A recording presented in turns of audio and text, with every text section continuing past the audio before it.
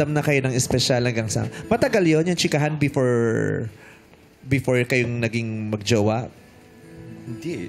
Mabilis lang? Mabilis lang. Nagkakilala kami September 23. Tapos parang yung official is naging October 9 na agad.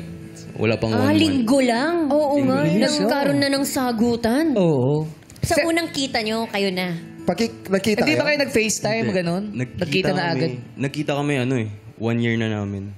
1 year Isang na. taon bago So, naging kayo, hindi pa kayo nakikita. Video call, hindi rin? Nag-video call namin. Ayun. Sino una nag-request na magpakita sa camera nung nag-video call? Siya.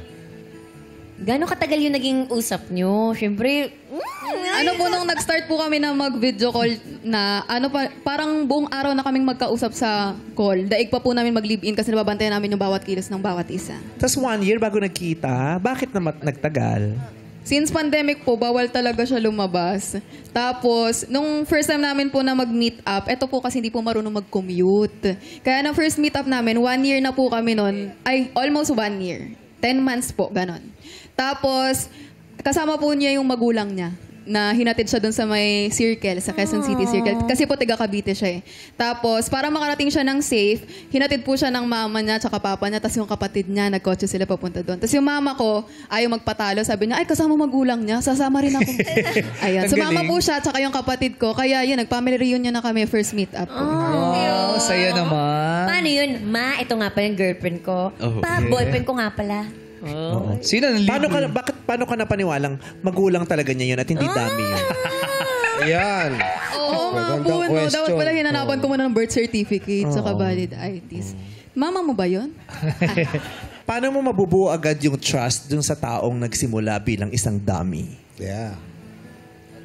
Kasi di ba marami tayong naririnig yun, bakit ka naging ganun sa kanya? Kasi naka-experience ako na ganun ako ng trust issues. So paano ka makakabuo ng trust sa isang tao na nagsimula bilang isang dummy? Paano yun na naiikot? Ano po, parang meron kasi sa ibang tao na pag na-meet mo yung tao na yun, mararamdaman mo yung comfort sa kanya.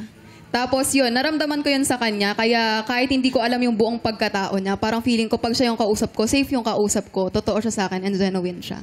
Paano yung budol?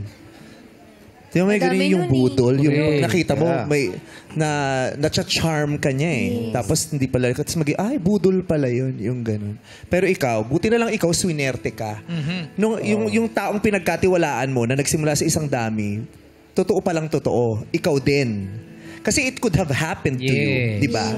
Yung nagsimula bilang isang dummy, tapos sweet-sweet. Kasi ngayon nga, yung mga catfishing, yung mga queerbaiting, di ba? Napapaniwala nila yung kausap nila sa sinseridad ng kanilang mga pinag-uusapan. Hanggang sa tumambad sa kanila yung katotohanan na, ay, napaglaruan pala ako, hindi pala ito totoo. Yung ganon. Buti swinerte kayo sa isa't isa na hindi kayo nakatagpo ng ganon, na binate lang kayo. First boyfriend mo siya?